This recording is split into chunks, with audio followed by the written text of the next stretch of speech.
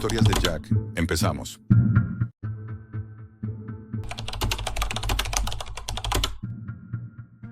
Nunca pensé que el sonido de una sierra quirúrgica pudiera parecerse tanto a un grito. Así empieza mi historia. Durante años trabajé como oftalmólogo en el Hospital Calixto García en La Habana. Me formé con la idea de devolverle la luz a la gente, de curar, de ayudar. Pero en este país, incluso la vocación se pudre cuando la necesidad se convierte en hambre. Ganaba menos de lo que costaba un par de zapatos, y muchas noches me acostaba sin cenar, mirando el techo, pensando en cómo demonios seguir adelante. Todo cambió una madrugada. Tenía el ordenador encendido, navegando por foros médicos, donde algunos colegas compartían recursos o trucos para reparar equipos viejos. En uno de esos rincones, un hilo sin nombre apareció en mi pantalla, como un error del sistema. Decía: busco profesional con acceso a quirófano, pago en criptomonedas, córneas en buen estado, máxima discreción. No sé qué me impulsó a abrirlo. Tal vez la curiosidad o la desesperación. Hacía meses que no podía pagar el alquiler y mi hermana menor, Lucía, me pedía dinero para comprar antibióticos que no se encontraban en ninguna farmacia. Así que respondí. Horas después recibí un correo cifrado. El remitente se hacía llamar Dr. Raven. No había presentación ni saludo, solo una frase. Usted tiene manos limpias, doctor. Nosotros solo queremos su habilidad. Decía representar a una organización privada que gestionaba donaciones anónimas de órganos. Prometía $5,000 por cada extracción exitosa, dinero que se transferiría en criptomonedas, sin rastro. Lo leí varias veces, intentando convencerme de que era un fraude. Pero algo en el tono del mensaje, en su frialdad matemática, me hizo pensar que era real. Durante días lo ignoré, pero la idea germinó. En el hospital seguían faltando guantes, los quirófanos se caían a pedazos y la dirección fingía no ver la corrupción que lo devoraba todo. Cada vez que un paciente me suplicaba una operación que no podía pagar, sentía un nudo en el pecho. Y cuando el alquiler volvió a subir, volví a escribirle a Raven. Una semana después, un coche negro me esperaba en el malecón, frente al Hotel Nacional. Era de noche. Dentro, un hombre delgado, de traje oscuro, me ofreció un cigarro que rechacé. Tenía acento extranjero, quizás europeo. «Dr. Jack, ¿verdad?», dijo sin mirarme. El sujeto ya está preparado. El trayecto fue largo y silencioso. Cruzamos túneles, calles sin luz, y terminamos en las afueras de San Miguel del Padrón, frente a una casa vieja de rejas oxidadas. El olor a humedad era insoportable.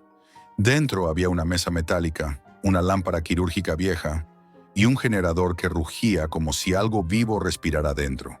Sobre la mesa, un cuerpo cubierto con una sábana. «¿Está muerto?», pregunté con la voz seca. «Lo estará pronto», respondió él entregándome un bisturí envuelto en papel quirúrgico. El hombre no tenía rostro, o al menos no uno que quisiera recordar. Había algo en su mirada que te vaciaba por dentro, como si ya te hubiese diseccionado antes. Cuando retiré la sábana, vi a un joven de unos 20 años, delgado, con la piel pálida y una venda sucia cubriéndole los ojos. Respiraba con dificultad. «No puedo hacer esto», dije, dando un paso atrás. El tipo solo respondió: «Ya ha cobrado». Me quedé quieto. Las luces parpadeaban, y mientras el generador zumbaba, mis manos, entrenadas, precisas, comenzaron a moverse casi por instinto. El sonido del bisturí cortando el tejido ocular fue como un lamento. El chico no se movió, aunque juro que sentí como su cuerpo temblaba ligeramente cuando toqué el nervio óptico. Cuando terminé, el tipo guardó las córneas en un contenedor con hielo seco. Me dejó un sobre la mesa. Dentro $500 en billetes reales.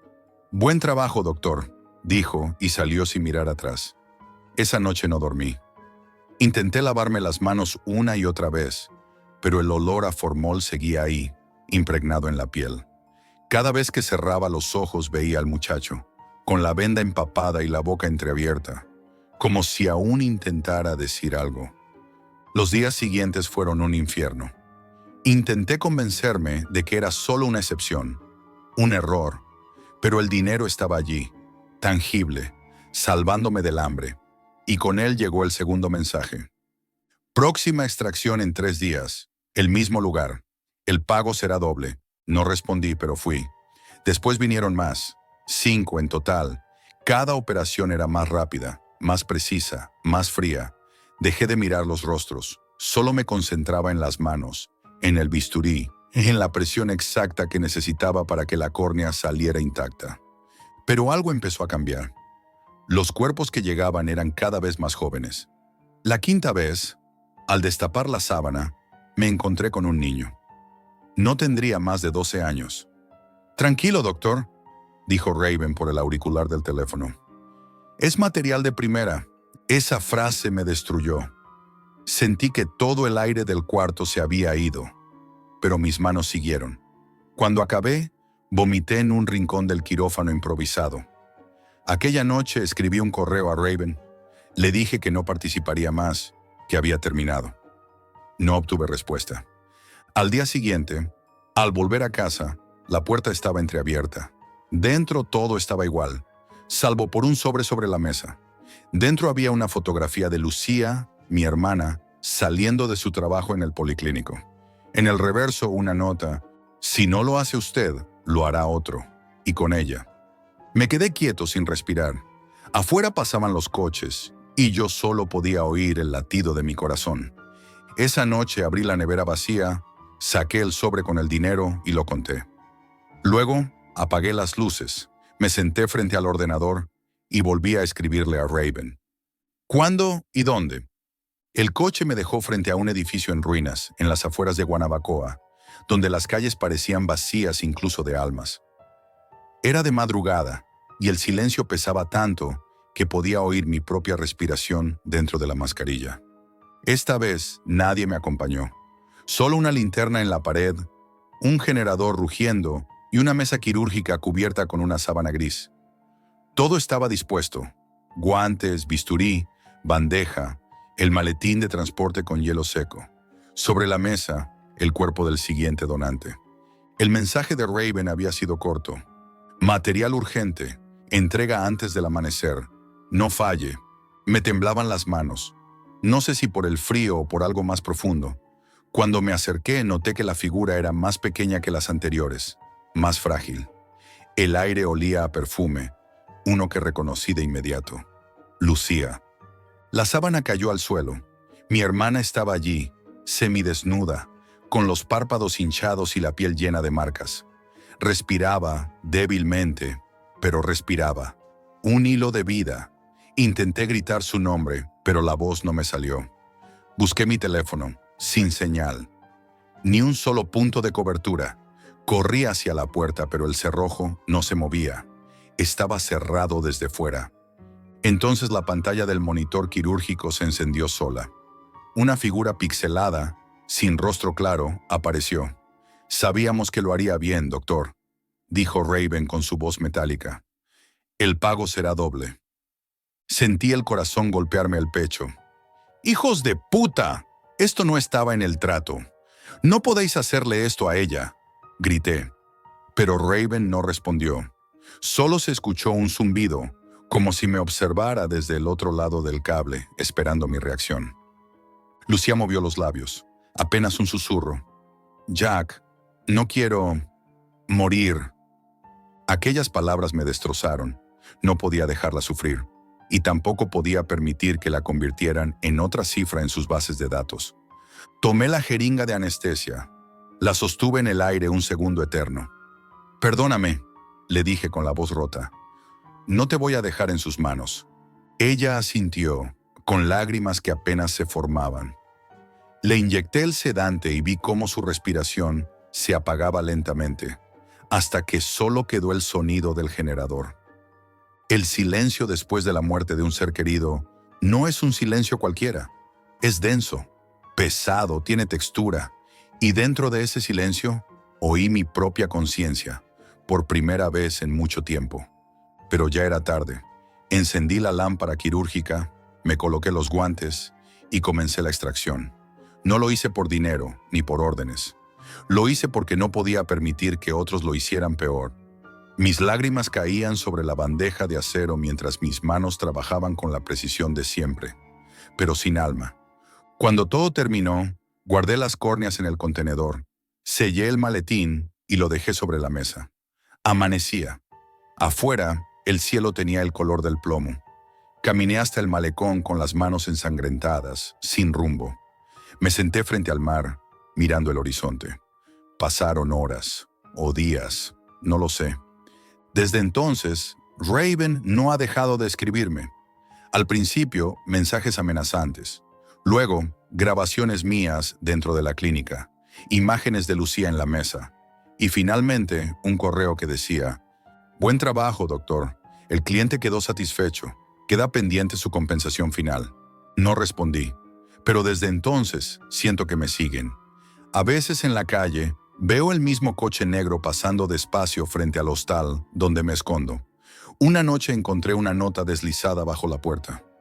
«Abra la ventana, queremos hablar». No lo hice, pero desde entonces duermo con un cuchillo de cocina bajo la almohada. El ruido del ventilador me despierta. Las sombras se mueven en las esquinas. Cada vez que cierro los ojos, escucho el sonido del bisturí.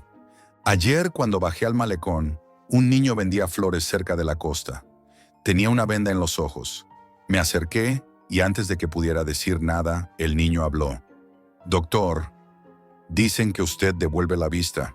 Sentí que el mundo se me derrumbaba. Di media vuelta y corrí sin mirar atrás. No sé cuánto tiempo más podré aguantar. No como, no duermo. He intentado contactar a la policía, pero no sirve de nada. No se puede denunciar a una sombra. Y esta mañana, cuando fui al baño y encendí la luz, algo cambió. El reflejo en el espejo no era el mío. Mis ojos no eran los mismos. El color, la forma, todo era distinto. Un tono grisáceo, casi translúcido, como si no me pertenecieran. Al principio pensé que era el cansancio, pero entonces me acerqué y vi una pequeña cicatriz, justo debajo del párpado. Una incisión, perfecta, limpia, como las que yo hacía. Me toqué el rostro con las manos temblorosas y sentí una punzada detrás de los ojos.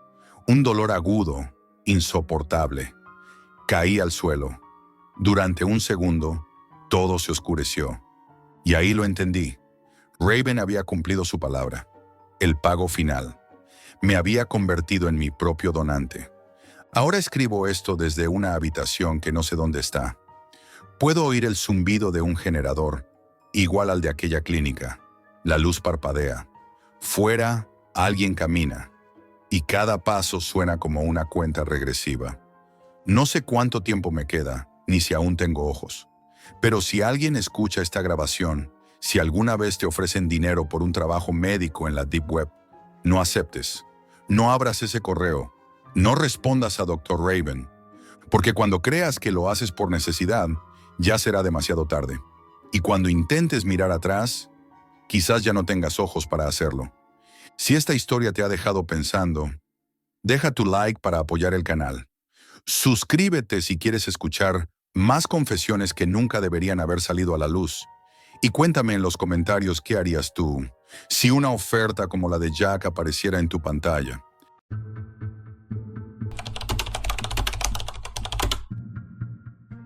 No había sentido que mi propia cabeza conspirara contra mí hasta que lo descubrí en la Deep Web. Tengo 28 años y ADHD. O al menos eso es lo que todos creen. Durante años aprendí a disfrazarlo, a aparentar que podía concentrarme, que podía mantenerme en la línea. Pero mi cerebro nunca se detiene. Siempre hay un ruido interno, un pensamiento que salta, una idea que exige atención mientras todo lo demás se desploma en un caos silencioso. Esa noche, ese caos me llevó a un lugar donde no debería haber estado. Un rincón olvidado de la Deep Web que prometía respuestas que ni siquiera sabía que buscaba. Todo empezó con insomnio. No podía dormir y la cabeza me zumbaba como si 1000 voces hablaran a la vez, exigiendo ser escuchadas. Intenté concentrarme en algo, cualquier cosa, y terminé buscando foros oscuros, enlaces ocultos, archivos perdidos, Encontré un PDF enterrado bajo capas de cifrado, un documento sin autor ni fecha clara. Al abrirlo, sentí una especie de frío eléctrico recorrer mi espalda. Era como si esa pantalla me estuviera llamando, y yo, incapaz de resistir la curiosidad, acepté. Lo que encontré no era lo que esperaba. No había conspiraciones fantásticas ni cámaras ocultas. Era peor, porque era real. Estudios secretos sobre el ADHD, investigaciones detalladas, frías, meticulosas. Experimentos que parecían diseñados para diseccionar cada fragmento de la mente de alguien como yo, cada impulso, cada distracción, cada instante de hiperfoco. Sentí un escalofrío. Cada línea del documento parecía escrita conociendo exactamente cómo funciona un cerebro que nunca se detiene. Y por un instante, tuve la sensación de que me leían desde algún lugar invisible. Al principio pensé que eran simples estudios académicos, aunque ocultos por miedo a la crítica. Pero mientras leía más, me di cuenta de que había algo inquietante. No hablaban de terapias, de tratamientos, ni de mejorar la vida de los pacientes. Hablaban de optimización, de manipulación, de control, protocolos para medir la capacidad de distraer, pruebas para frustrar a alguien, técnicas para forzar la concentración o para quebrarla en momentos específicos. Cada gráfico, cada dato, parecía tener un propósito que iba más allá de la ciencia. Parecía un plan para mapear la mente humana y, de algún modo, poseerla. Mi corazón se aceleró. Cada test descrito en los archivos coincidía con experiencias que yo mismo había tenido. Los gráficos de atención fluctuante, las escalas de impulsividad, las pruebas de memoria fragmentada. Todo me resultaba alarmantemente familiar. Era como si mi vida diaria, cada segundo de mi caos mental, hubiera sido estudiado por alguien más. Alguien que sabía más de mí que yo mismo. La sensación era aterradora, pero no podía dejar de leer. Mi ADHD me empujaba. Esa obsesión por descubrir y entender me mantenía pegado a la pantalla, ignorando el miedo que crecía en mi pecho. Entre los archivos encontré uno que parecía un estudio de seguimiento individual. Registraba patrones de sueño, niveles de estrés, respuestas emocionales ante estímulos inesperados, y luego proponía intervenciones experimentales. No había ética, no había consentimiento, solo datos, gráficos y un hambre insaciable por comprender, controlar y quizás predecir. Cada página que pasaba me hacía sentir vulnerable, como si alguien hubiera abierto la puerta a mi mente y estuviera observando desde la oscuridad. A medida que me adentraba en los documentos, comenzó a suceder algo extraño. Sentí que los archivos no eran neutrales, sino que me hablaban directamente. Cada descripción, cada gráfico, parecía conocer mis patrones de hiperfoco y dispersión, mis momentos de frustración y mis obsesiones fugaces. Era imposible, y sin embargo, allí estaba la evidencia, tan fría, tan precisa que se sentía casi personal. La paranoia empezó a mezclarse con la fascinación. ¿Y si alguien realmente sabía todo lo que pasa en mi cabeza? ¿Y si lo que leía era más que un documento? ¿Era un espejo de mi mente? Decidí explorar más. Encontré carpetas con nombres codificados: Proyecto Fulgor, reducción de impulsos, sincronización de atención. Abrí una llamada Fragmentos de la mente y descubrí registros que parecían diarios de voluntarios. Pero había algo inquietante. Los relatos eran tan exactos, tan descriptivos, que me resultaban familiares. Cada situación, cada reacción descrita, parecía reflejar mis propias experiencias, desde pequeños fracasos hasta obsesiones pasajeras. La sensación de que alguien más podía haber vivido en mi cabeza se volvió casi física. Pasé horas, tal vez días, sin darme cuenta, leyendo cada archivo, sumergido en protocolos y estadísticas. Empecé a notar cambios en mí mismo. Mi mente se volvía más nerviosa, más ansiosa, y al mismo tiempo extrañamente hiperconsciente de cada pensamiento y reacción. Cada estímulo, cada ruido, cada interrupción me parecía una prueba. Intenté desconectarme, cerrar la computadora, respirar, pero algo dentro de mí seguía alerta. un miedo silencioso que se arrastraba por mis neuronas como una sombra persistente. Y así, mientras la noche avanzaba, mientras mi cerebro no dejaba de saltar de un pensamiento a otro, comprendí algo que me heló la sangre. No era solo curiosidad lo que me mantenía leyendo. Era una necesidad, un impulso que mi mente no podía ignorar, un hambre de respuestas que quizá nunca debieron estar disponibles. Cada línea que pasaba alimentaba esa obsesión silenciosa, y con cada archivo que abría, el terror crecía, lento, calculado, invisible. Nunca había sentido algo así. No era miedo a lo desconocido, ni a la oscuridad, ni a la muerte. Era miedo a mi propia mente, a la idea de que alguien pudiera estudiarla, predecirla, controlarla, sin que yo pudiera hacer nada. Y mientras mi ADHD me empujaba a seguir, la sensación se convirtió en un pozo profundo de inquietud. La certeza de que había cruzado un límite, y que de alguna manera mi cabeza ya no me pertenecía del todo. Pero no pude detenerme. La curiosidad, esa obsesión típica de mi ADHD que me empuja hasta los límites, me obligaba a profundizar aún más. Empecé a explorar las carpetas con nombres codificados, casi como si fueran rituales. Proyecto Fulgor, reducción de impulsos, sincronización de atención. Abrí una llamada Fragmentos de la mente. Parecía un diario de voluntarios, pero los relatos eran tan detallados, tan precisos, que me resultaban inquietantemente familiares. Cada situación descrita parecía reflejar mis propios patrones de distracción, obsesión y hiperfoco. Cada línea hacía que mi corazón se acelerara y una sensación de miedo sordo me recorriera la espalda. Decidí descargar todos los documentos y revisarlos con detenimiento. Mi intención era comprender, pero cada página que leía me sumergía más en una especie de claustrofobia mental. Los experimentos descritos no se limitaban a medir la atención. Exploraban los límites de la mente, inducían frustración, evaluaban respuestas emocionales ante estímulos cuidadosamente seleccionados, manipulaban patrones de pensamiento y memoria. Y mientras más leía, más sentía que los archivos cobraban vida dentro de mí, afectando mi percepción, amplificando mi ansiedad y mi hiperactividad. Un día, mientras revisaba un archivo especialmente largo, noté algo que me heló la sangre. Había un apartado titulado Comportamiento espontáneo de hiperfoco, con fechas que coincidían exactamente con mis últimos 6 meses. No eran aproximaciones, eran registros de horas, momentos específicos, incluso pensamientos que había tenido mientras trabajaba o mientras me distraía viendo vídeos absurdos. Era imposible. Nadie podría saber eso, excepto los archivos mismos.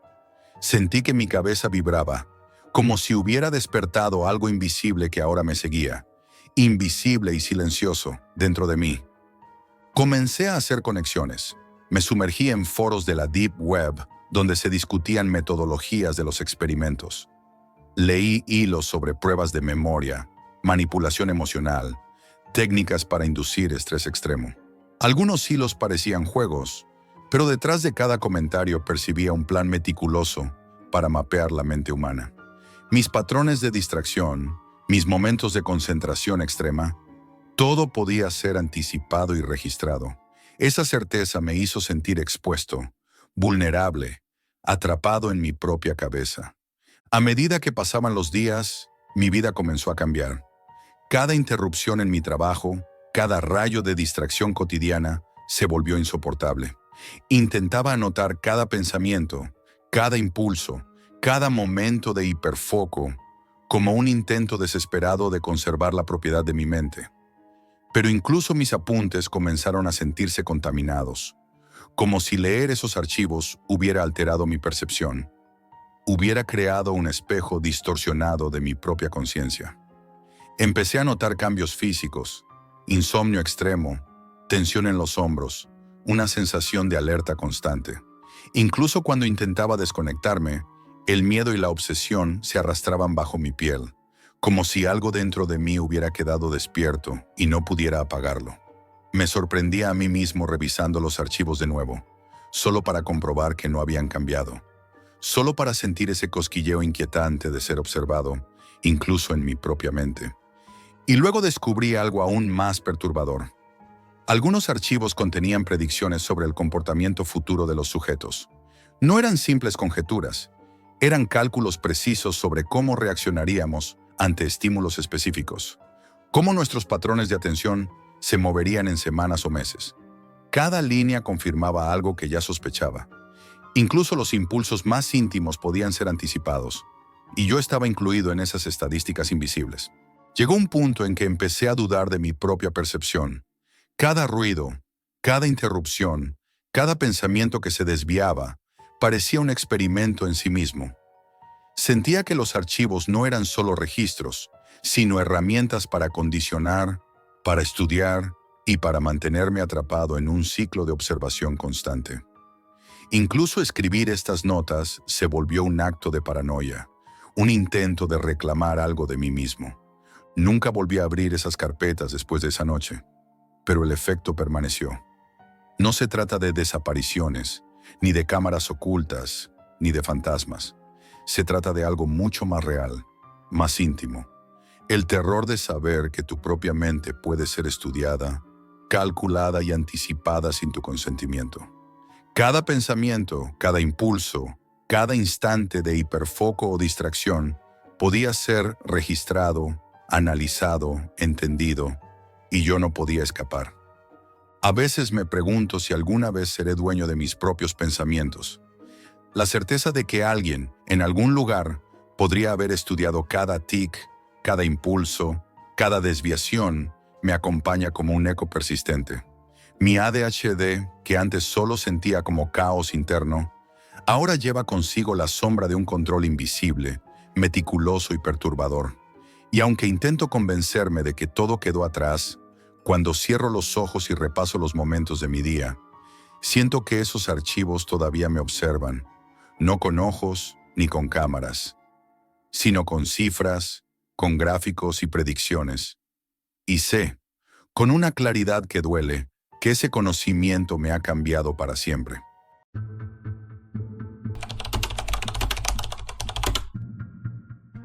Una pantalla puede mostrarme mi propia muerte. Lo que estoy a punto de contar no es inventado, es lo que vi y sobreviví para contarlo. Bueno, sobreviví relativamente. Todo empezó hace unas semanas cuando, por curiosidad, me metí en foros de la Deep Web. Esos lugares donde solo entras con Tor, buscando archivos raros, secretos prohibidos o entretenimiento extremo. Yo buscaba algo diferente, algo que me enganchara, y lo encontré. Era un enlace críptico, como un acertijo. Míralo si te atreves. Vive o muere. Nadie te juzgará. Pensé que sería un vídeo perturbador, quizá un documental clandestino. Nunca imaginé que era una invitación a algo mucho más oscuro. Al abrir el link, apareció un título sencillo: Lucha final, stream en vivo. Una ventana de vídeo en vivo, pero con un detalle que me heló la sangre. Los espectadores pagaban por cada golpe que daban. Literalmente, controlaban lo que los luchadores sufrían. Golpes, cortes, descargas eléctricas, todo transmitido en tiempo real.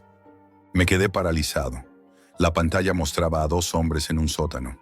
Uno estaba esposado, el otro no. Ambos sudorosos, con miedo en los ojos. La atmósfera era opresiva, casi tangible a través de la pantalla.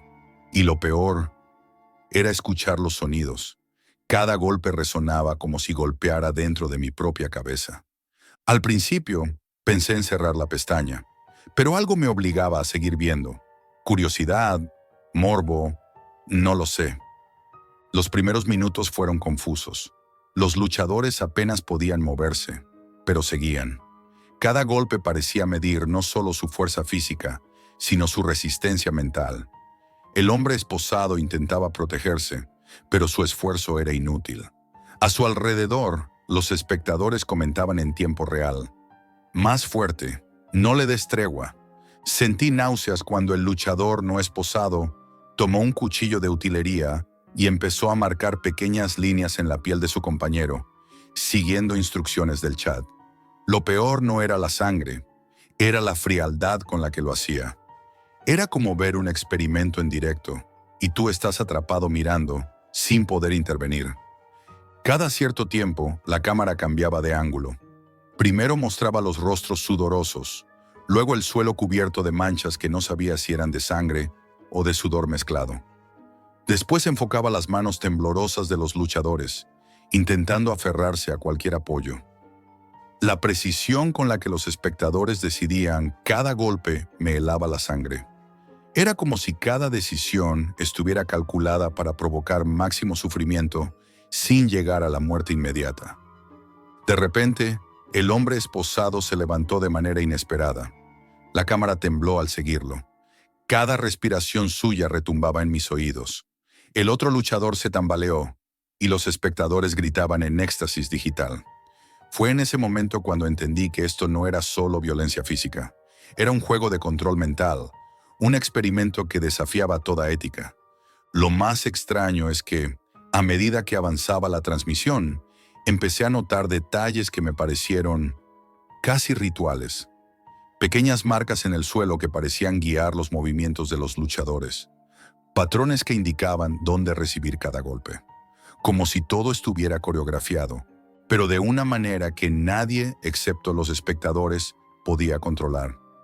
Era un teatro de dolor y de desesperación, y yo estaba sentado frente a él, incapaz de apartar la vista. Hubo un momento en que el hombre esposado consiguió derribar a su oponente por unos segundos. Respiraba con dificultad. El pecho subía y bajaba a un ritmo que me hizo contener el aliento. Durante esos segundos, parecía que podría ganar, que había un mínimo de esperanza. Pero el chat reaccionó inmediatamente. Ordenaron ataques más brutales, más calculados. Fue entonces cuando comprendí lo que hacía todo esto mucho más aterrador que cualquier pelea callejera. Nadie estaba luchando por sobrevivir libremente. La supervivencia dependía de miles de personas invisibles, jugando con ellos como si fueran marionetas humanas. El tiempo empezó a perder sentido. Minutos, horas, no sé cuánto pasó. Cada golpe, cada caída, cada intento de protegerse del hombre esposado se grababa en mi mente con una nitidez insoportable. La violencia no era solo física, era psicológica, y la pantalla me absorbía. Cada sonido, cada respiración entrecortada, cada gruñido de dolor me hacía sentir parte de la lucha, y eso era lo más perturbador. Yo no participaba, pero era cómplice solo por mirar. Entonces ocurrió algo que me heló la sangre. El hombre esposado levantó la mirada hacia la cámara y me miró a mí, directamente. No era un gesto de amenaza, era suplicio, como si supiera que estaba allí, observando, juzgando, y que quizá podía hacer algo para detenerlo. Pero no podía, nadie podía. La primera parte terminó ahí para mí, con un nudo en el estómago, incapaz de cerrar la pestaña, atrapado entre la curiosidad y el terror. Sabía que estaba presenciando algo que marcaría mi vida para siempre. Algo que no podría olvidar aunque quisiera. Algo que me cambiaría para siempre. La pelea continuó, y con cada minuto que pasaba, sentía que mi respiración se aceleraba junto con los golpes. Ya no era una simple lucha. Era un espectáculo de sufrimiento. Un experimento donde cada movimiento estaba calculado para maximizar el terror. El hombre esposado parecía agotado, pero su determinación crecía con cada ataque. Cada vez que se levantaba, el otro luchador parecía más desesperado, como si él también comprendiera que estaba atrapado en un juego que no controlaba. Lo más perturbador era la manera en que los espectadores intervenían. Cada decisión se sentía inmediata, brutal, y el chat se había convertido en una tormenta de órdenes y amenazas. Algunos exigían más violencia, otros celebraban cada caída, cada grito. Era un coro digital que gobernaba la acción, y yo, atrapado frente a la pantalla, era parte de él sin haber hecho nada. En un momento, el hombre esposado encontró un objeto afilado en el suelo, probablemente un trozo de madera con el borde quebrado. Lo utilizó como defensa improvisada. Durante unos segundos, sentí una chispa de esperanza. Parecía que podría resistir, incluso tomar ventaja. Pero los espectadores no lo permitieron. Coordinaron ataques más precisos y despiadados. Cada golpe estaba sincronizado con sus órdenes, y él cayó nuevamente, casi inmóvil con el objeto en la mano temblando. La cámara se movía de manera violenta, siguiendo cada caída, cada contorsión del cuerpo. En un momento enfocó sus manos, ensangrentadas, intentando cubrir la cara, el pecho, cualquier parte que pudiera proteger. Se veía en sus ojos que estaba aterrorizado, pero no solo por el dolor físico. Estaba aterrorizado porque sabía que su destino estaba en manos de personas que ni siquiera podía ver. Entonces pasó algo que me paralizó. Por unos segundos, los dos luchadores dejaron de moverse. La cámara captó un silencio extraño, casi solemne. El hombre esposado levantó la cabeza y me miró a través de la pantalla, con unos ojos que gritaban pánico, súplica y advertencia al mismo tiempo. Fue como si supiera que yo estaba allí, viendo y que quizá podía hacer algo. Pero yo no podía. Nadie podía. Ese instante fue más terrorífico que cualquier golpe anterior. Cuando la lucha retomó su curso, el hombre esposado comenzó a improvisar movimientos inesperados. Rodaba, esquivaba, golpeaba de maneras que el otro luchador no anticipaba. Parecía que había aprendido a usar la desesperación como arma. Por primera vez en toda la transmisión, parecía que podría ganar. Los espectadores se alteraron. La ventana de chat se llenó de órdenes confusas, insultos, amenazas.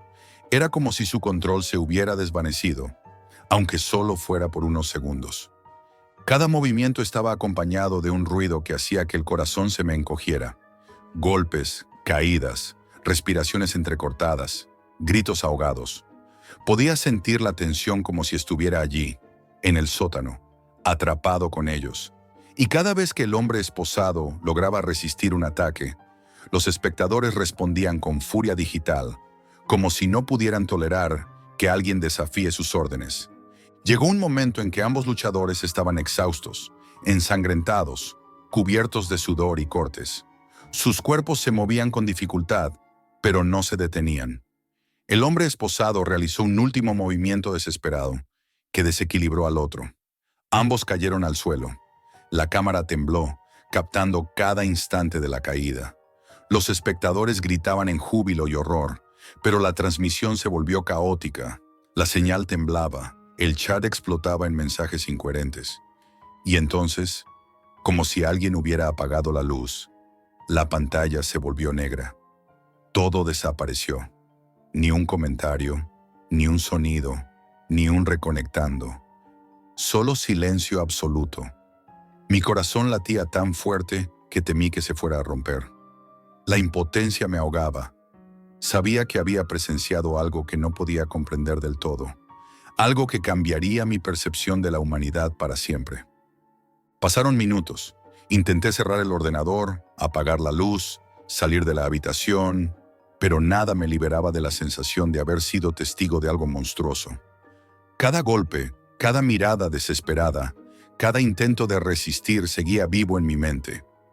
Nunca he vuelto a entrar en la Deep Web, pero cada vez que cierro los ojos, escucho un golpe y siento que alguien me observa desde el otro lado de la pantalla. Y sé que, de alguna manera, todos los que vimos ese stream seguimos atrapados, porque el verdadero terror no es la muerte. Es sobrevivir para recordar lo que viste y saber que, aunque no hayas participado, eras parte de ese juego.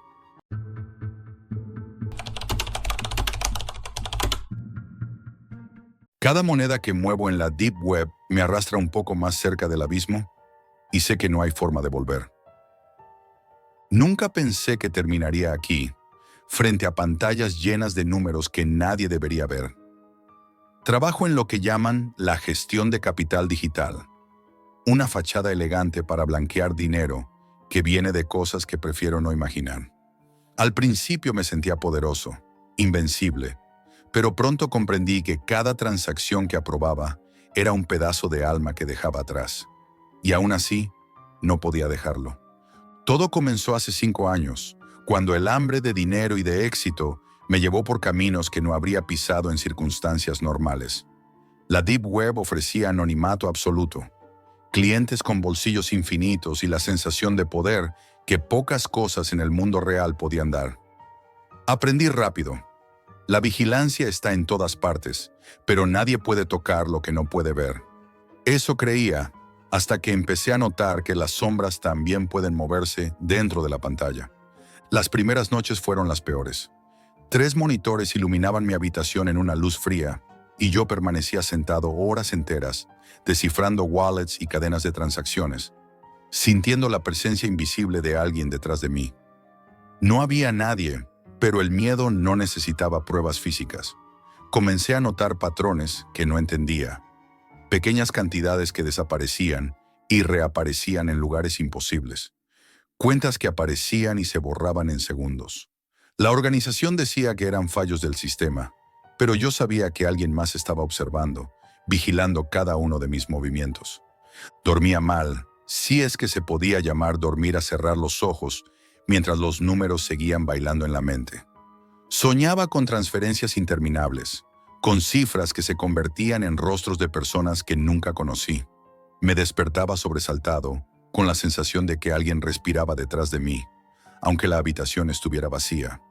Intenté ignorarlo, racionalizarlo, decirme que era solo estrés, pero la verdad se filtraba con cada día que pasaba.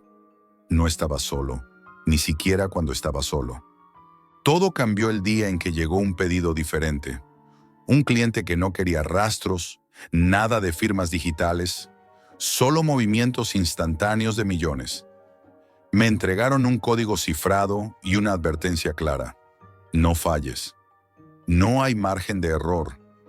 Mientras ejecutaba la transacción, mi mente comenzó a traicionarme. Veía rostros detrás de los números, vidas que se desmoronaban con cada clic que hacía, familias arruinadas, negocios cerrados, gente que nunca sabría por qué su mundo se había venido abajo. Cada movimiento era un crimen invisible, un asesinato silencioso que nadie podría probar. Con el tiempo empecé a cambiar. Me aislé de todo y de todos. Familia y amigos notaban mi transformación, pero yo estaba demasiado atrapado en la red oscura para responder. A veces me hablaba a mí mismo frente a la pantalla, intentando mantener algún vestigio de humanidad, algún hilo que me conectara con la persona que había sido antes de entrar en este mundo. La culpa comenzó a carcomerme desde dentro, lenta y constante, un veneno silencioso que me dejaba sin aliento. Recuerdo una noche especialmente inquietante. Mientras revisaba transacciones pequeñas, aparentemente insignificantes, vi un patrón que me heló la sangre. Un nombre repetido en varias wallets. Era alguien que conocía. Sentí un frío que recorrió mi espalda y un nudo en el estómago que no desapareció. Cada transferencia que había aprobado para esa persona movía dinero de manera ilegal, dañina. El miedo dejó de ser abstracto. Ya no era un concepto lejano. Estaba frente a mí, tangible, cercano. Y yo estaba atrapado en medio de ello, invisible pero culpable. Los mensajes comenzaron a llegar después de esa noche. Primero sutiles, casi imperceptibles. Códigos extraños en las notas de las transacciones, recordándome que alguien estaba allí, observando cada detalle de mi trabajo. Después directos y personales. Advertencias que me erizaban la piel y me dejaban temblando frente a los monitores. Sabemos lo que haces y lo que estás dejando atrás. No había remitente, no había contacto humano. Solo la certeza de que alguien me estaba vigilando, siguiendo cada clic, cada error potencial. La paranoia se convirtió en una presencia constante, un compañero silencioso que respiraba conmigo, que observaba cómo mis manos temblaban sobre el teclado. Intenté distraerme con más trabajo, pensando que mientras estuviera ocupado, podría ignorar el miedo, pero cada transacción me recordaba que estaba atrapado en un agujero sin fondo. La Deep Web no era un lugar físico, era un laberinto psicológico que devoraba todo lo que me hacía humano. Cada vez que cerraba los ojos, veía los números transformarse en rostros que me acusaban, me señalaban, y cuanto más intentaba ignorarlos, más fuertes se volvían. Hubo un momento en que me sorprendí hablando solo durante horas, revisando cada wallet, cada cifra, intentando encontrar un patrón que me permitiera sentir que todavía tenía control. Pero no había control, solo la ilusión de él. Cada clic era un recordatorio de lo lejos que estaba de la persona que había sido, de lo profundo que había caído en un mundo donde la moral no existía y la culpa se medía en bitcoins. Ahora, mientras escribo esto, sigo sentado frente a las pantallas, revisando transacciones que podrían destruir vidas sin que nadie lo sepa. Cada moneda que muevo me recuerda que no hay vuelta atrás, que la puerta que abrí hace años no tiene cerradura.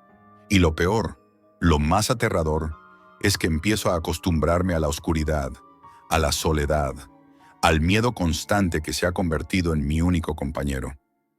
Los días se convirtieron en noches que parecían no tener fin. Dormía, si es que podía llamarlo así, con un ojo abierto, con la sensación constante de que alguien me observaba desde un rincón invisible de la Deep Web. Cada mensaje, cada código extraño en una transacción me hacía saltar, como si el mundo real y el digital se hubieran fusionado para atraparme. Ya no distinguía dónde terminaba uno y comenzaba el otro. Hubo un error, no mío, pero que me afectaba directamente. Una transferencia rebotó hacia un origen imposible y la organización empezó a cuestionarme. Sentí que el suelo se desvanecía bajo mis pies. La amenaza de perderlo todo, el trabajo, la libertad, quizá incluso la vida, me aplastó con la fuerza de 1000 bloques de datos cayendo sobre mi conciencia. No podía mostrar miedo, pero internamente me estaba rompiendo. En mi habitación, rodeado por las luces frías de los monitores, comencé a escuchar ruidos que no existían. El teclado crujía bajo mis manos y cada sonido parecía un golpe en el pecho, recordándome que no estaba solo. Revisaba y revisaba las mismas transacciones una y otra vez, buscando errores que no existían, imaginando amenazas que quizás solo estaban en mi cabeza. Pero la línea entre la paranoia y la realidad se había difuminado hace tiempo. Empezaron a llegar mensajes directos, más detallados y personales. Cada movimiento cuenta, cada silencio pesa. Esa frase se repetía en mis pensamientos como un martillo que golpea sin descanso. No sabía si era un mensaje real o un producto de mi mente. Cada cifra, cada wallet, cada clic en la pantalla me hacía sentir observado, vulnerable. Incluso soñaba con que los números me miraban, con que los bitcoins que movía tenían ojos que me acusaban. Una noche, mientras revisaba transacciones antiguas, encontré algo que me heló la sangre. Un cliente que había manejado hace semanas aparecía de nuevo, pero con detalles que no estaban en los registros originales. Parecía casi imposible, como si alguien hubiera manipulado los sistemas para seguirme, para vigilarme. Sentí el miedo físico, ese que paraliza las manos y acelera el corazón, y comprendí que no podía detenerme. Cada error podía ser el último, cada clic un paso hacia el abismo. Intenté comunicarme con otros dentro de la organización, buscando algún apoyo, algún indicio de que alguien más estaba pasando por lo mismo. Pero nadie hablaba de lo que realmente sucedía. Nadie admitía la presión, la paranoia, el miedo constante. Era un código no escrito. Los gestores no lloraban, no temblaban, no se quebraban. Yo me estaba quebrando. El cansancio comenzó a dominarme. Pasaba horas frente a la pantalla. Apenas comía, apenas dormía. Mi cuerpo protestaba, pero mi mente no podía detenerse. Había noches en que mi reflejo en los monitores parecía un extraño. Un hombre con ojos hundidos, con manos temblorosas, con un miedo que lo consumía desde adentro. Cada vez que levantaba la vista, la habitación estaba vacía, pero la sensación de ser observado no desaparecía. Entonces sucedió lo que siempre temí. Una transacción que debía ser invisible fue rastreada por un tercero. No sabía si era un fallo técnico o alguien dentro de la organización que quería probarme, pero sentí el terror real, inmediato. El pulso me golpeaba las sienes mientras trataba de borrar cada rastro, de ocultar cada evidencia. Mis dedos volaban sobre el teclado, sudor frío recorriendo mi espalda. Y mientras lo hacía, comprendí que el mundo real y la Deep Web estaban más conectados de lo que nunca quise aceptar. Un error podía costarme mucho más que dinero. Mis noches se llenaron de imágenes de vidas destruidas por mis movimientos. Familias que sufrían sin que yo pudiera siquiera mirarlas a los ojos. Rostros que se mezclaban con números y códigos. Cada clic me recordaba que no había regreso. Cada Bitcoin que movía me alejaba más de la persona que había sido y me acercaba a alguien irreconocible, alguien atrapado en la oscuridad que él mismo había elegido. A veces intentaba distraerme con pequeñas rutinas, tomar café, caminar, mirar la ventana. Pero incluso fuera de la pantalla, la sensación de ser observado no desaparecía.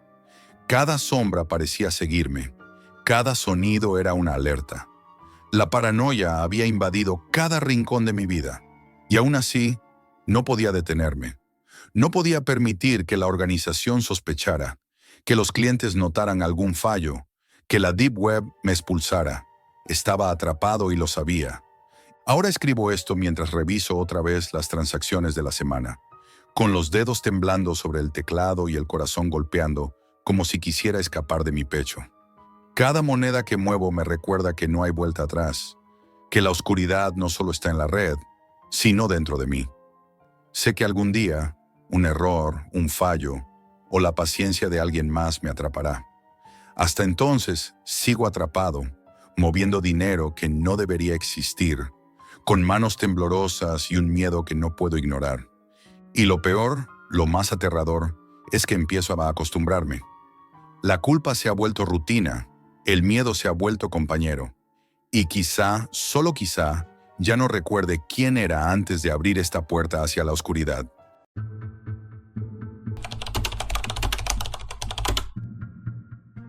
Nunca pensé que una simple búsqueda en Internet me costaría la vida. Lo que voy a contar no es ficción. Cada palabra es un recordatorio de que la curiosidad puede matarte. Todo empezó una noche cualquiera en mi pequeño apartamento de Quito, con la luz azul de la pantalla iluminando mi rostro mientras la ciudad dormía afuera. Había escuchado rumores sobre la Deep Web, sobre los secretos que nadie se atreve a revelar. Y yo, imbécil, quise verlos con mis propios ojos, pensando que solo sería una aventura de unos minutos. Al principio fue inofensivo. Foros oscuros, enlaces que desaparecían al segundo, nombres extraños que parecían código. Pero entonces apareció un anuncio que me atrapó. Una experiencia que recordarás toda tu vida. Solo para los valientes. Pinché, sin imaginar lo que venía. Lo siguiente fue un chat. Un desconocido llamado El Guardián. Sus palabras eran precisas, frías, calculadas. Hablaba de rapidez, de precisión, y luego mencionó un precio. No en dinero ni bienes, sino en personas. Una persona desaparecía y él me aseguraba que no quedaría rastro alguno. Al principio reí, incrédulo, pero sus mensajes estaban acompañados de fotos. Personas reales, en calles de Ecuador, segundos antes de desaparecer. No había rostros borrosos, no había actores. Era real, y yo estaba viendo la evidencia. Sentí un escalofrío recorrerme la espalda. Entonces lo comprendí. Esto no era un juego. Eran secuestros express de la Deep Web. Ni policía, ni cámaras, ni rastros digitales. Simplemente desaparecías. Intenté cerrar la página, apagar el ordenador, borrar todo rastro de lo que había visto. Pero el guardián siempre estaba un paso adelante. Cada vez que pensaba que había escapado, llegaba un nuevo mensaje. Una foto de mi calle, de mi puerta, de la ventana de mi apartamento. Empecé a notar cosas extrañas en mi día a día. Coches negros que aparecían en las esquinas, sombras que se movían cuando pasaba por parques vacíos, llamadas de números ocultos que colgaban antes de que pudiera hablar. La paranoia se convirtió en mi única compañía, y cada noche la ciudad me parecía un laberinto lleno de ojos invisibles.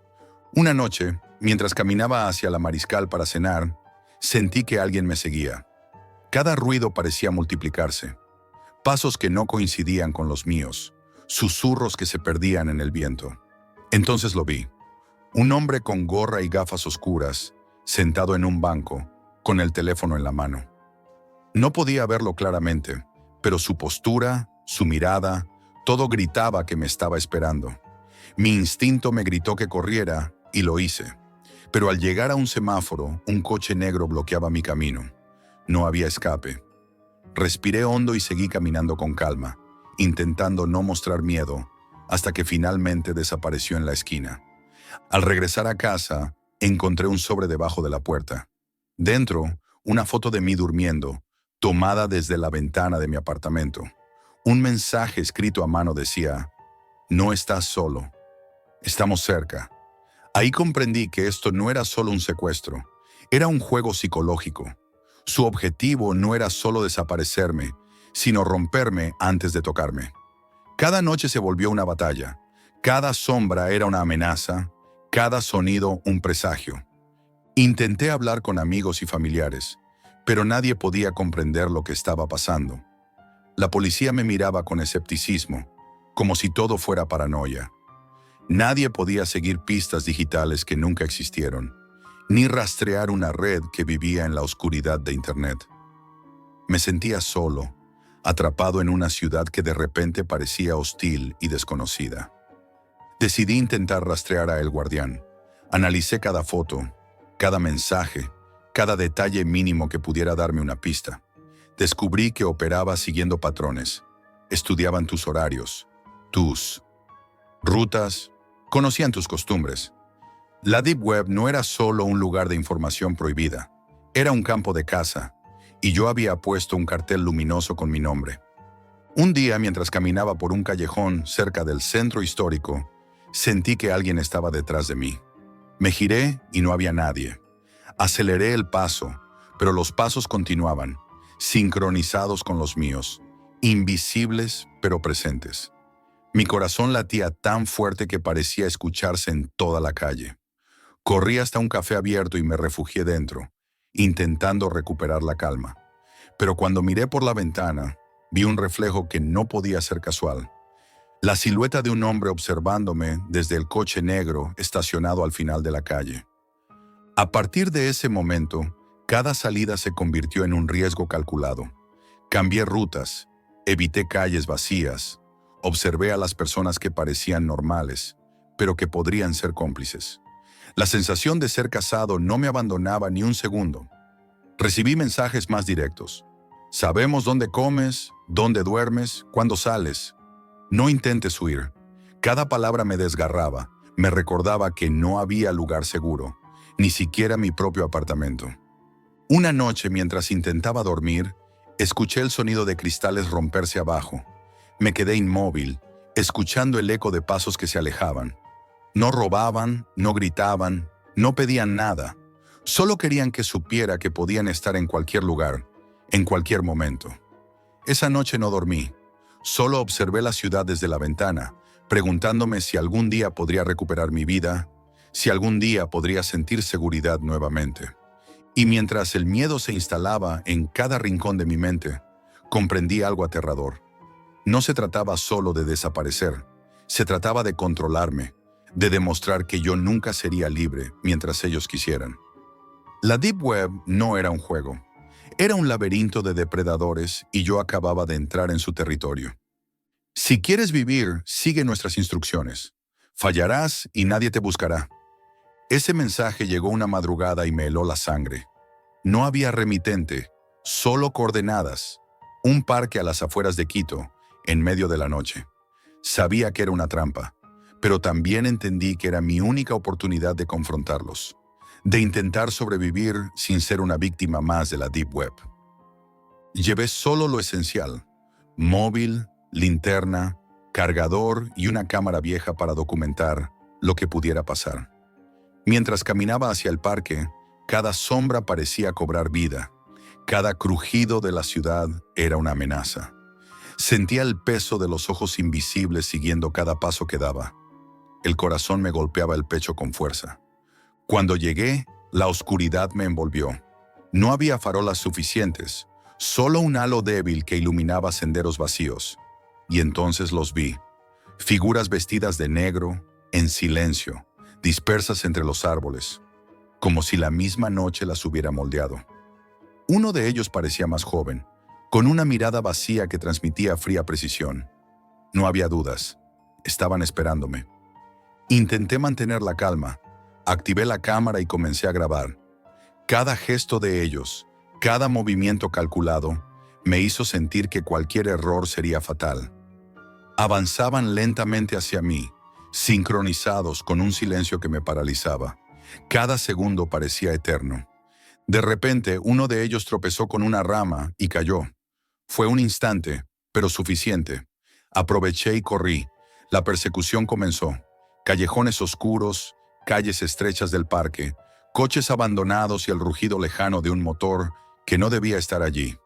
Podía escuchar sus pasos detrás, el crujir de hojas bajo sus botas, respiraciones entrecortadas. Cada curva, cada esquina, era un riesgo. Cada sombra podía ser mi final.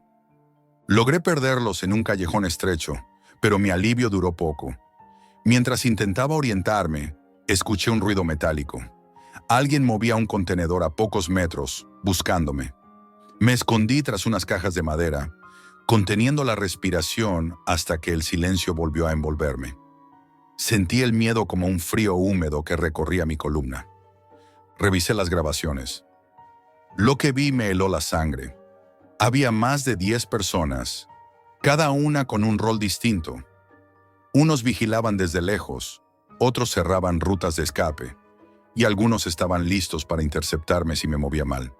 Esta no era una persecución improvisada. Era una red organizada capaz de desaparecer a alguien en minutos, dejando solo miedo y vacío. Decidí no volver por la ruta habitual. Atravesé barrios antiguos, La Floresta y San Juan, siguiendo calles angostas y edificios en ruinas. Cada sombra era un enemigo potencial, cada cruce una emboscada posible. La tensión no me permitió pensar con claridad, solo actuar, moverme, sobrevivir. Cada vez que creía perderlos, escuchaba un motor a lo lejos, una puerta que se cerraba, un susurro que desaparecía en el viento. En un momento, me vi obligado a cruzar una plaza desierta. Sentí la presencia de alguien detrás y antes de girarme, vi un reflejo en un escaparate. Uno de ellos estaba allí, mirándome con calma, como si disfrutara del miedo que me recorría. No era solo secuestro, era control absoluto. Querían enseñarme que no había lugar seguro. Finalmente, encontré refugio en un edificio abandonado. Subí por escaleras rotas hasta un piso alto, con una vista parcial de la ciudad iluminada a lo lejos. Me senté, temblando, y revisé la grabación una y otra vez. La certeza de que habían estudiado cada movimiento, cada reacción mía, me dejó exhausto. No era solo miedo físico, era psicológico, y lo sentí profundamente. Desde esa noche mi vida se convirtió en estrategia constante. Rutas alternativas, cámaras falsas, llamadas sin rastro, vigilancia constante. Pero incluso así, cada notificación en el móvil, cada sombra que se movía, me recordaba que el guardián y su red seguían allí, esperando el momento exacto para actuar. Cada día se volvió un ejercicio de paranoia calculada. Siempre vigilante, siempre preparado, siempre un paso atrás de ellos. Nunca volví a sentirme seguro. Aprendí a desconfiar de cada coche negro, de cada luz encendida en la noche, de cada desconocido que cruzaba mi camino. Cada vez que alguien me pregunta sobre la Deep Web, solo puedo advertirles: nunca busquen lo que no deberían. Nunca subestimen el alcance de quienes viven en la oscuridad de Internet. Porque ellos no solo te observan, te estudian, te manipulan, te cazan, y cuando deciden actuar, no hay rastro, no hay justicia, solo un vacío que deja tu nombre en la lista de desaparecidos. Hoy sigo aquí, contándolo, pero no soy el mismo. La paranoia, el miedo constante, el saber que alguien puede aparecer en cualquier momento. Eso es un precio que no se borra. Cada noche, antes de cerrar los ojos, pienso en ellos, y sé que la próxima vez podría ser demasiado tarde. Esto es todo por hoy, amigos, y recuerden, la realidad siempre supera a la ficción.